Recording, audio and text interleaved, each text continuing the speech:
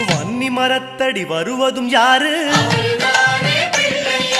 வந்திடும் பொருளை சொல்லுவதாரு? அவன் பொறி கடலை கேட்பது யாரு? நிதிமதி நிம்மதி தருவது யாரு? எருக்கம் மாலை கேட்பது யாரு? பிணக்கம் நீக்கும் சாமியும் யாரு? முன்வினை அறுக்கும் மூத்தவன் யாரு? அவரும் வாழ்வது எங்க?